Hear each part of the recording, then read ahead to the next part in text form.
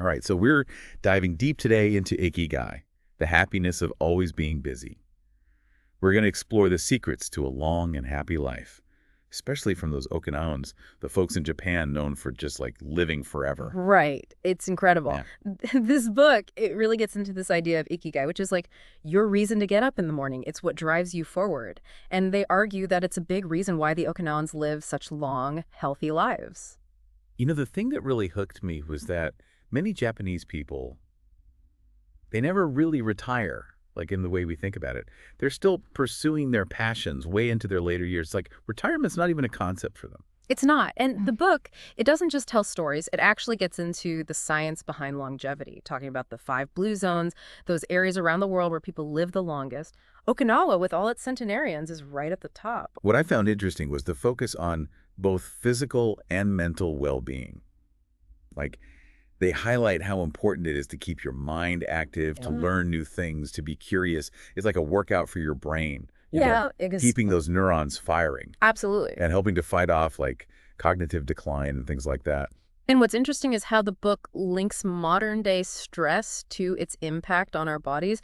It argues that we're constantly bombarded with stress from things like work deadlines and social media, and it keeps us in this like fight or flight mode all the time. Right. And that can have some pretty serious consequences down the line. Yeah, and it's like, our ancestors, they had real physical threats.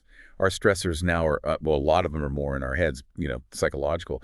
But our bodies, they react the same way, leading to all sorts of things from, I don't know, wrinkles to insomnia to like high blood pressure. Yeah, it's crazy how much stress affects us, And to combat that, the book talks about solutions like mindfulness and meditation. It's about learning to manage that stress, being present in the moment, and just letting go of what we can't control. Right. And there's a big emphasis on sleep, not just to feel rested, but because that's when our bodies produce melatonin, this powerful antioxidant that helps slow aging and boost the immune system. Oh, absolutely. Sleep is so crucial. Yeah. And the book also explores this link between a positive attitude and a longer lifespan. It suggests that people who manage their emotions well, people who are optimistic, tend to live longer. There's this heartwarming story about a 100-year-old woman in Ogimi who sings about the secrets to a long life, and it basically boils down to simple pleasures, staying active, and having good friends. It's amazing how the book connects the dots between all these different aspects of life. Now, they don't just stick to Japanese culture. They also get into logotherapy, this school of psychology developed by Viktor Frankl, all about finding meaning in life. Right, and it's interesting how both logotherapy and Ikigai really emphasize living with purpose. Logotherapy, though, it really focuses on confronting existential crises and finding reasons to live, especially when things are really tough. Yeah, the book talks about Frankl's own experiences in a concentration camp during World War II and how that shaped his views on finding meaning, even in the darkest of times. Hmm. It was there that he realized that even with unbelievable suffering, people still have the power to choose their attitude and find something to live for. That's incredible. And Frankel's work with patients also shows this idea. The book shares these powerful case studies where he helped people find their unique purpose and confront their anxieties by focusing on what truly gave their lives meaning. There's this one that really stuck with me about a suicidal mother struggling to cope with a child who was paralyzed. Oh, wow. And Frankel helped her see the meaning in her dedication and sacrifice, and it gave her a renewed reason to live. That's powerful. It's amazing how logotherapy really pushes people to take an active role in discovering and accepting their life's purpose. It's about looking forward and finding something that makes life worth living. And speaking of living fully, the book dives into this concept of flow. That feeling where you're completely immersed in something and time just melts away, like a musician lost in their music or an athlete in the zone. Ah, yes, flow. It's fascinating. It is. And it's directly linked to happiness and fulfillment. The book argues that by doing things that bring us to this state of flow, we tap into a deeper sense of purpose and joy, and that ultimately contributes to a more meaningful life. And it's not some like mystical thing either. The book actually gives practical strategies for achieving flow.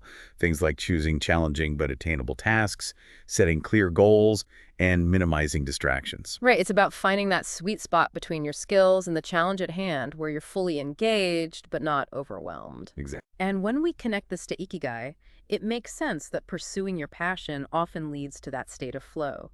When you're doing something you love, something aligned with your purpose, you're more likely to lose yourself in the moment and experience that deep sense of joy and fulfillment. Absolutely.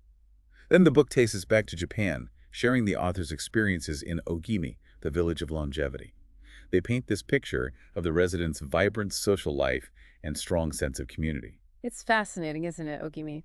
It is. And it's not just anecdotal either. The book delves into research on the factors contributing to their exceptional longevity, including their diet, their social connections, and of course, their sense of purpose. Right. It even explores Ryukyu Shinto, the main religion in Okinawa, which emphasizes respect for nature, ancestor worship, and this interesting concept of mabui, the immortal essence of a person.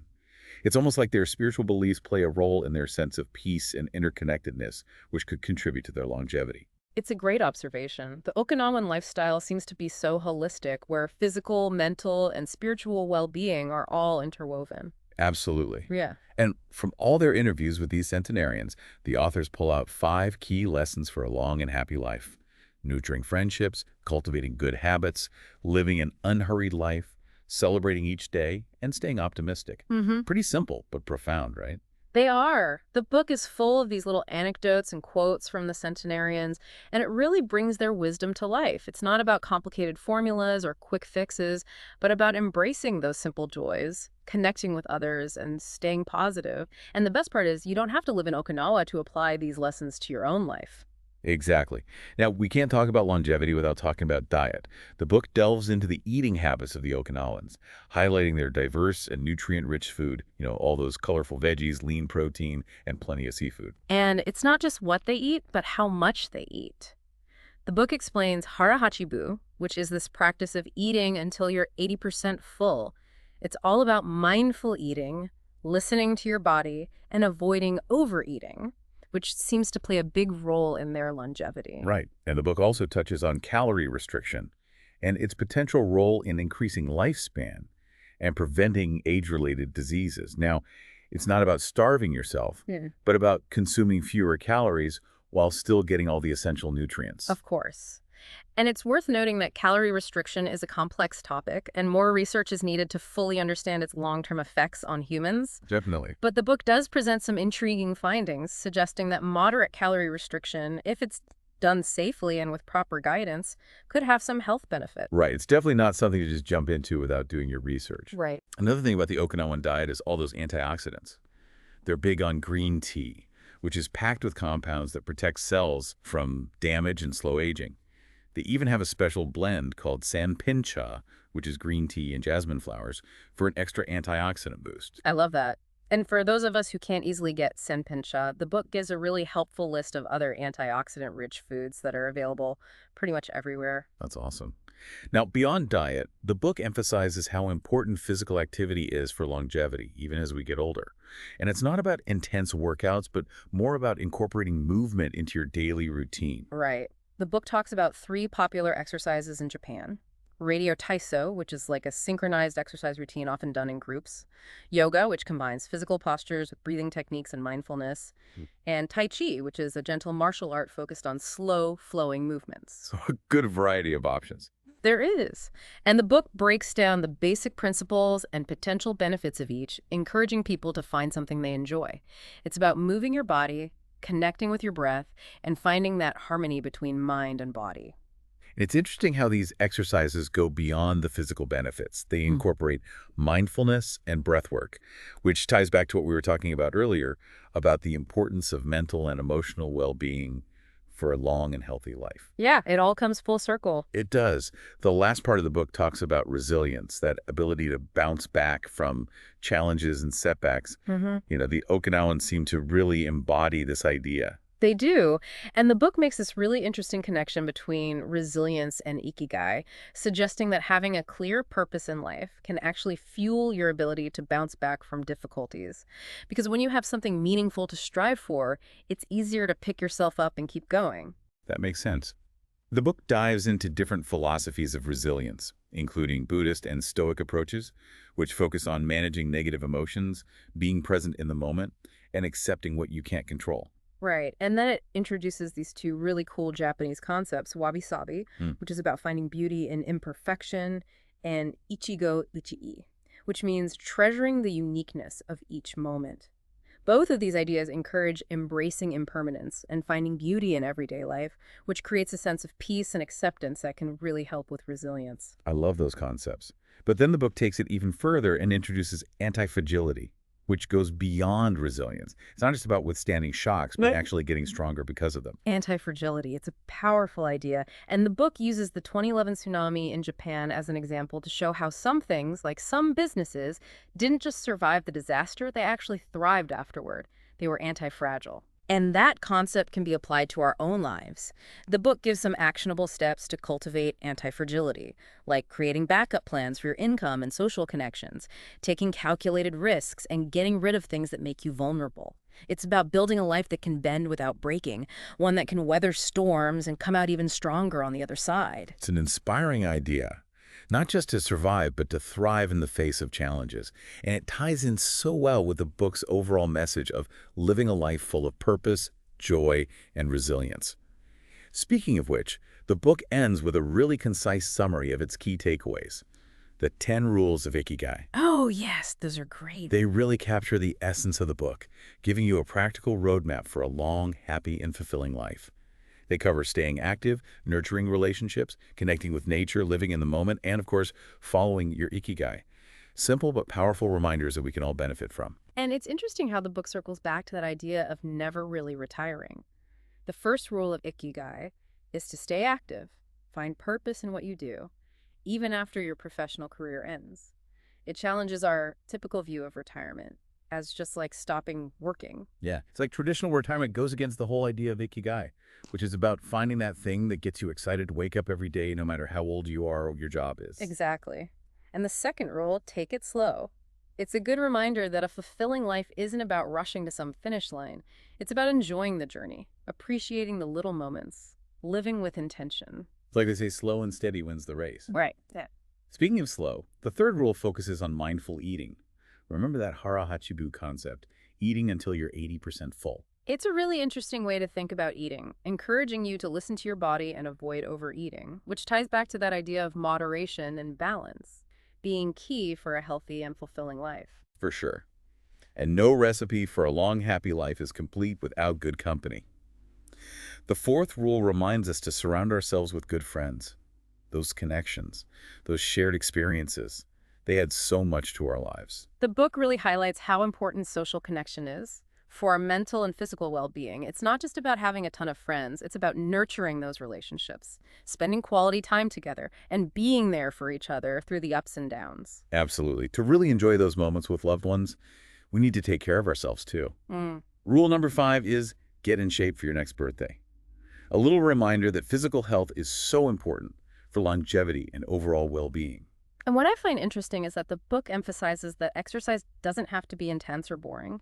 It's about finding something you enjoy, whether it's walking, dancing, gardening, or even just moving more throughout the day. It's about making movement a natural part of your life, not a chore. Right? And let's not forget the power of a smile. Rule number 6 is smile. A positive attitude can be contagious. It reduces stress and makes life more enjoyable, not just for you, but for everyone around you. It's true. It's a good reminder that even when things are tough, there's always something to be grateful for. Choosing to focus on the positive, to look for those silver linings can make a world of difference in how you see life and your overall well-being. It really can. Rule number 7 encourages us to reconnect with nature, stepping away from the busyness, getting some fresh air, and just appreciating the beauty and peacefulness of the natural world. What I find fascinating is that the book goes beyond just relaxation. It suggests that spending time in nature, it's about connecting with something deeper within us, remembering our connection to the earth and all living things. And that can bring a sense of peace and perspective. It can. And while we're appreciating nature, let's not forget to appreciate everything else we have. Rule number 8 is give thanks, expressing gratitude for all those blessings, big and small. Gratitude is so powerful. The book emphasizes that taking time to appreciate the good things and acknowledge those who support us, it shifts our focus from what we lack to what we have. And that leads to contentment and joy. Absolutely. To experience that joy, we need to be present. Rule number 9 is all about live in the moment, letting go of regrets about the past and worries about the future, and simply being here now. Easier said than done, right? To quiet that mental chatter and just be present, to really experience whatever you're doing and whoever you're with. It's about savoring life as it happens instead of dwelling on what was or what might be. That's the challenge. And finally, rule number 10 brings us back to the heart of the book. Follow your Ikigai. Find your passion, your purpose, that thing that makes you feel alive, and go after it with everything you've got. It's a great call to action Yeah. to live a life that's true to yourself, a life with meaning and purpose. Mm. And the book acknowledges that finding your Ikigai is not always easy, but the search itself is worthwhile. It is, and it gives you some direction if you're still looking. It encourages you to look inward, to think about your values, your passions, your skills. It's about trying different paths, exploring new things, stepping outside your comfort zone, and seeing what sparks joy and excitement within you. It's like having an internal compass guiding you towards what feels right, Yeah. what's truly you, and your Ikigai. It's not necessarily a one-time discovery. It can change as you change. Exactly. Beyond those 10 rules, the book also gets into the practical side of living an Ikigai-driven life. Like the importance of having a supportive environment, being around people who encourage your passions and believe in you, that can make a huge difference. Yeah, it's like having your own personal cheering section. Right. The people who lift you up, celebrate your wins, and offer support when you need it. Exactly. And it doesn't have to be just family and friends. It can include mentors, colleagues, or even online communities. It's about finding your tribe, the people who get you, and appreciate your unique talents and passions. I love that. And another thing the book points out is that living an Ikigai-driven life, it's not about achieving some big unattainable goal. It's not about becoming a millionaire or famous. It's about finding those small everyday moments that bring joy and meaning. Yeah, it's about embracing simplicity, appreciating the ordinary, and finding fulfillment in the process, not just the outcome. Exactly. It's about finding that sweet spot where your passion and your actions are in sync. You're present in the moment. You feel a sense of purpose, and you're making a difference in the world around you. That's a beautiful thing. Right. To wake up every morning excited to start the day, to pursue your passions, to connect with others, and to make a positive impact, no matter how small. It is. While the book focuses mainly on Ikigai and longevity, it does touch on some broader themes that are worth thinking about. Like what? Like the importance of community and social connection. The book highlights how strong community in Okinawa contributes to the residents' overall well-being and longevity. And it's not just about living in a small village. The book suggests that we can create a sense of community wherever we are, whether it's through volunteering, joining local groups, or even just reaching out to our neighbors. Right. It's about building those connections with the people around us, creating a network of support and belonging, and contributing to something bigger than ourselves. Exactly.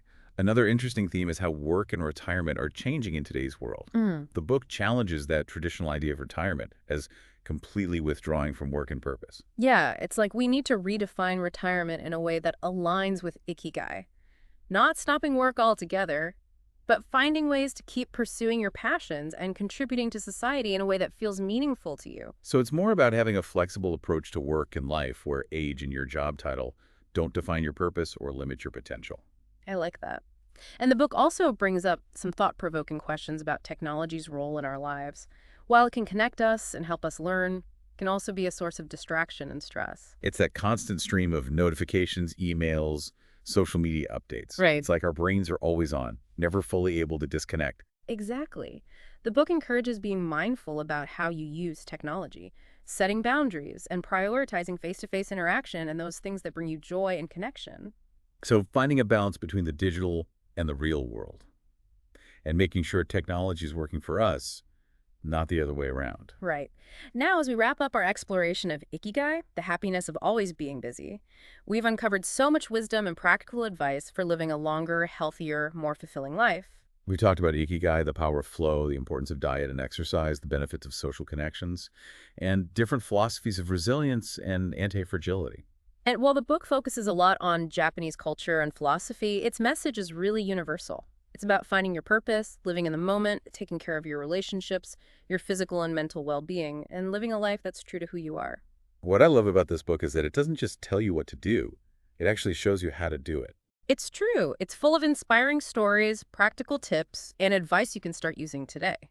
It's not about making huge changes overnight, but making small, sustainable shifts in your habits and mindset. That can lead to big results over time. I think one of the most important things to remember is that living a long, happy life It's not about some magic formula or secret ingredient. Right. It's about a holistic approach where your physical health, your mental well-being, social connections, and a sense of purpose all work together to create a life that's rich, fulfilling, and worth living. And even though we've reached the end of our deep dive into Ikigai, the happiness of always being busy, the conversation can continue. This book opens up so many questions and possibilities. It does. It's an invitation to reflect on your own life, explore your passions, connect with others, and create a life that's truly your own. So as you go about your day, think about those 10 rules of Ikigai. Stay active, take it slow, nurture your friendships, be grateful, live in the moment, and most importantly, follow your Ikigai. And remember the journey to a long and happy life. It's a marathon, not a sprint. It's about making choices every day that nourish your mind, body, and spirit, and embracing the adventure with curiosity and joy. Because life is about more than just surviving. It's about thriving. It's about living with purpose, passion, and connection, and making the most of each moment. We've covered a lot about Ikigai, from those amazing centenarians in Okinawa to the science behind living longer. As we wrap up our deep dive into this book, what really stuck with you? Was there anything that surprised you or you found especially helpful? You know, what really stood out to me was that Ikigai diagram. Yeah. It's so simple, but it really makes the whole concept come alive. Right. You have those 4 overlapping circles, what you love, what you're good at, what the world needs, and what you can be paid for. And right there in the middle, where they all connect, that's your Ikigai.